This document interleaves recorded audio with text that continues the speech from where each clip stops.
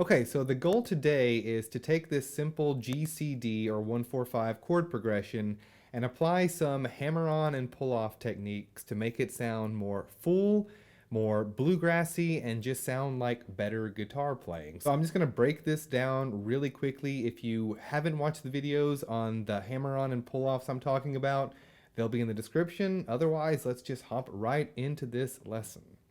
Okay, so we're in the key of G, so we're starting off with our G chord, and first off, we are, from the very beginning, we're going to hammer on using our pointer and index fingers. That's the sound we're going for, right? That's got that twangy sound, real simple. It requires a small movement of our hand here, so we're lifting off, right? Okay, and then the second hammer on that it makes a subtle difference, not a huge difference, but it's a difference. We're going to just basically be hammering on that second fret of the A note, A string rather, with our pointer finger. So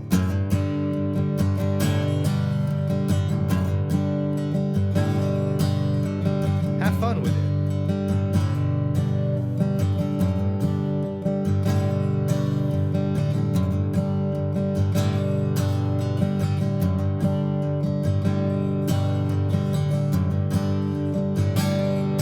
Okay, and you'll notice here in the little videos up here, on my right hand, I'm not actually strumming all the way through a lot of these chords. As a matter of fact, you'll hear that I'm not hitting the high E string a lot of the time, and that's completely okay. When you start playing more and more, you're gonna find, your sort of guitar voicing, and you're gonna introduce different ways of playing different chords, and that's just sort of the sound that I've landed on, right? So what I'm doing here is, instead of strumming the whole thing, you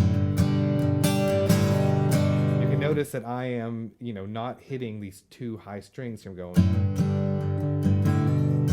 It's more subtle.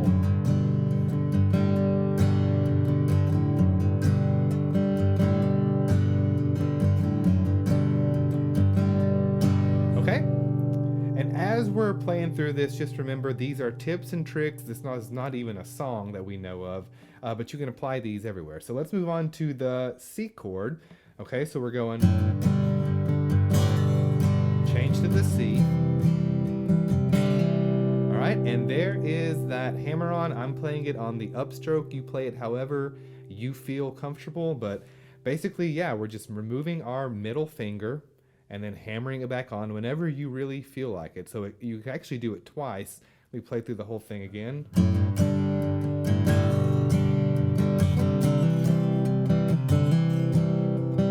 Okay, but that is the essential function. You are trying to get to that C chord, which I know is not always the easiest, and then you are playing around with taking off this middle finger, right? The other two fingers are planted firmly, and you're just hammering on, okay?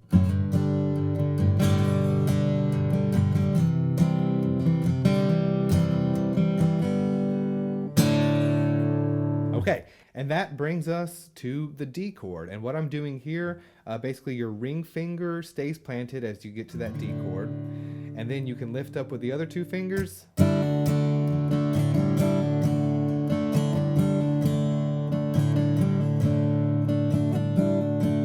Okay, we put it all together.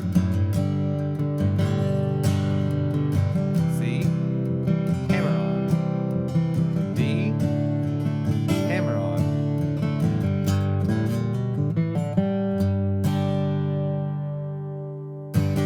Okay, so you might be asking yourself, well, how do these sound in a song? All right, so let's just take the bluegrass staple, "Will the circle be unbroken?"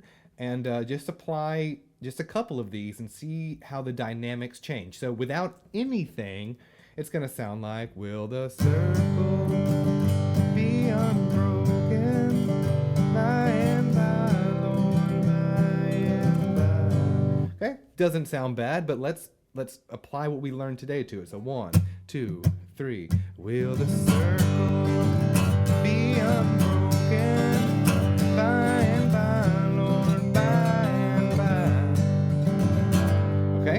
And there's a massive, massive difference. And, I'm not saying to go and play every single song differently.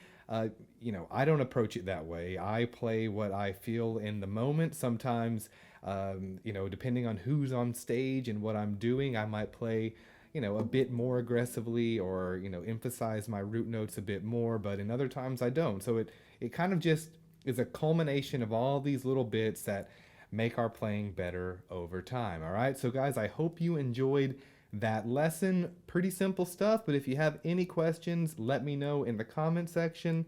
Otherwise, adios.